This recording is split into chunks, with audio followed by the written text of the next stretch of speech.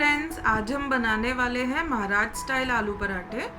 और इस रेसिपी की ख़ास बात ये है कि हमारे घर पर एक महाराज जी आते थे। वो मेरे हिसाब से वर्ल्ड्स बेस्ट पराठे बनाते थे और मैंने उन्हीं से ये पराठे सीखे हैं और मैं हमेशा ऐसे ही बनाती हूँ और ये पराठे सबको बहुत पसंद आते हैं और ये बिल्कुल भी फटते नहीं हैं और काफ़ी देर तक नरम मुलायम भी रहते हैं।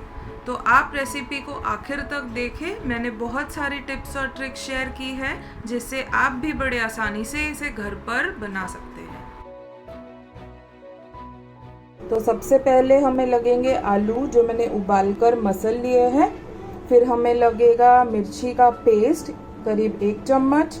आलू हमने लिए हैं 4 मध्यम आकार के।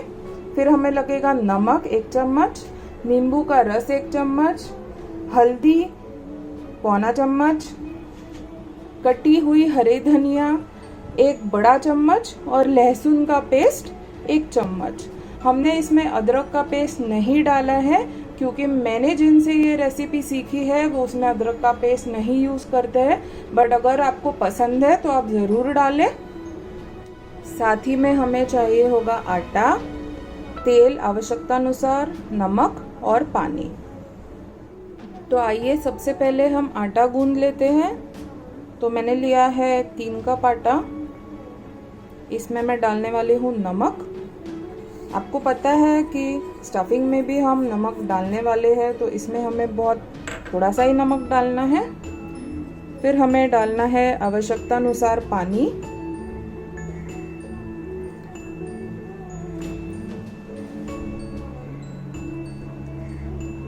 और इसे काफ़ी सॉफ्ट डो गूंदना है। अगर आप मेरे जितनी ही सामग्री लेते हैं तो इसमें आपके 12 पराठे बन जाएंगे। आटे में मैंने पानी अच्छे से मिला दिया है। अब हम इसमें थोड़ा थोड़ा सा तेल डालेंगे और इससे काफ़ी नरम आटा गूंदेंगे। काफ़ी लोग कहते हैं कि हमारे पराठे फट जाते हैं, स्टफिंग बाहर आ जाता है। तो अगर आप इस तरीके से पराठे बनाएंगे तो आपके पराठे कभी भी नहीं फटेंगे। हमें ये देखना है कि आटा इतना लचीला हो कि वो स्टफिंग अंदर ही रहे।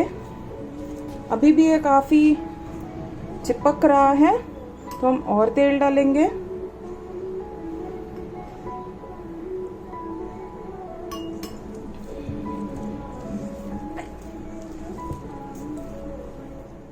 आप देख सकते हैं मैंने कितना सॉफ्ट आटा गूंदा है। इसमें मुझे टोटल 3 बड़े चम्मच तेल लगा है। इतना सॉफ्ट आटा जब होगा तभी वो अच्छे से फैलेगा। बस थोड़ा सा तेल इसके ऊपर लगा दे ताकि आटा सूखे नहीं, और इसे हम ढककर बाजू में रख देंगे। तो आइए अब हम हमारा आलू का स्टफिंग तैयार कर लेते हैं। जो भी इंग्रेडिएंट्स हमने लिए हैं वो सारे इसमें डाल देंगे।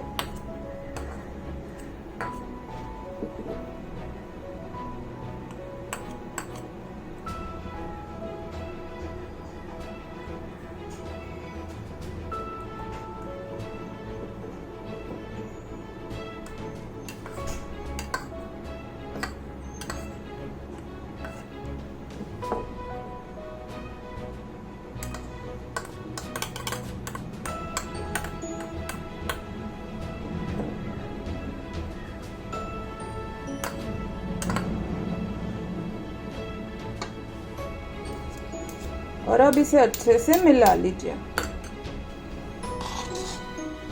तो अब हमारा आलू का मिश्रण भी तैयार हो चुका है। अगर इसमें आपको कुछ बड़े बड़े आलू के टुकड़े दिख रहे हैं तो आपको उसे भी मसल लेना है और अच्छा सा चिकना सा मिक्सचर बनाना है। मेरा मिक्सचर परफेक्ट बन चुका है। हल्दी डालने से हमें ये भी पता चलता है कि मसाले और नमक अच्छे से फैल रहा है या नहीं। अब हम इसके ऐसे छोटे छोटे गोले बना लेंगे।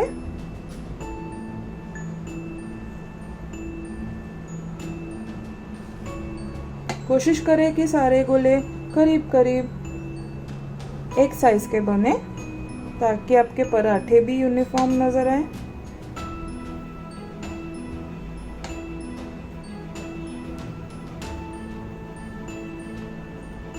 ऐसे ही मैं सारे गोले बना लूंगी।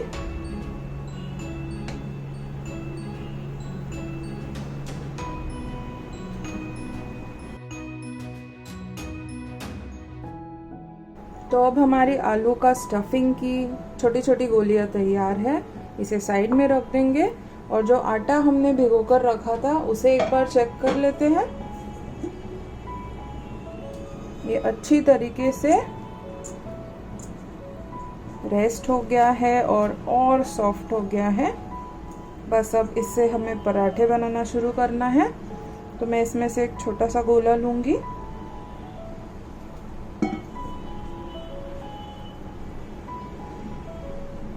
देखिए कितना सॉफ्ट गोला है। अब इससे हमें एक कटोरी का आकार देना है।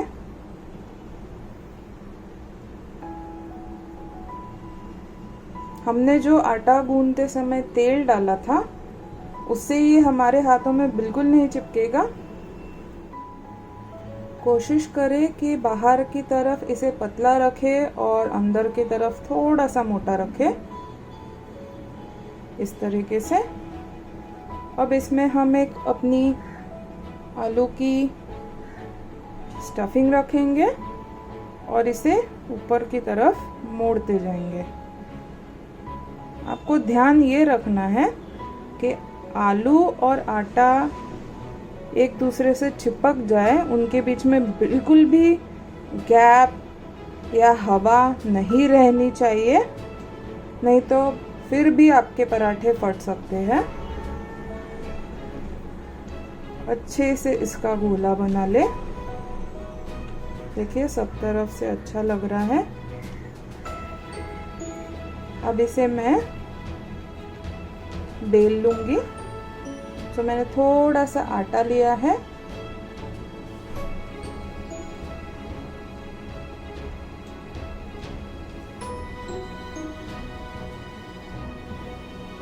बहुत ही हल्के हाथों से हमें इसे बेलना है।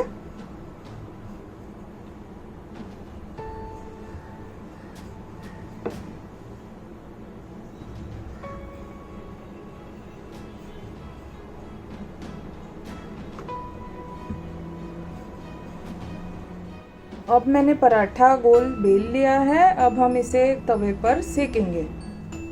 अब हमने तवा गरम करने के लिए रखा है, इस पर हम हमारा पराठा सेक लेंगे।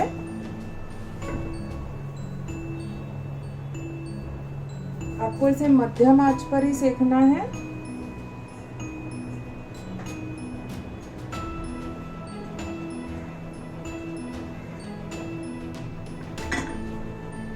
अब चेक करते हैं हमारी एक बाजू सिक के हो गई है या नहीं। परफेक्ट हमें इतनी ही सेकनी थी। अब दूसरी बाजू इससे हमें ज्यादा सेकनी है और इस बाजू पर हम थोड़ा सा तेल लगाएंगे।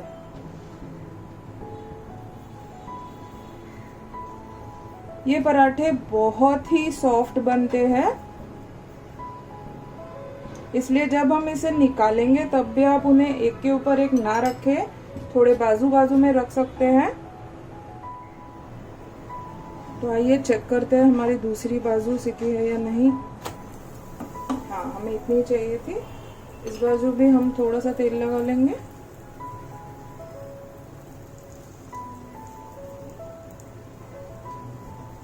आप घी भी यूज कर सकते हैं, घी की टेस्ट और अच्छी आएगी।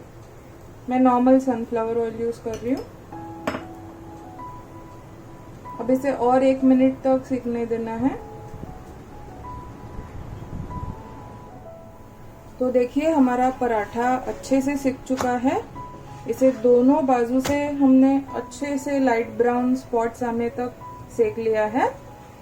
अब हम इसे एक प्लेट पर निकाल लेंगे और ऐसे ही हम बाकी के भी पराठे बना लेंगे। तो लीजिए हमारे पराठे तैयार है। आप इसे आपकी पसंद के अचार, दही या मेयोनेज़ के साथ सर्व कीजिए और आपके परिवार के साथ एंजॉय कीजिए। मिलेंगे जल्दी ऐसी ही किसी और कलरफुल रेसिपी के साथ। लाइक, शेयर और सब्सक्राइब करना ना भूलें। बाय।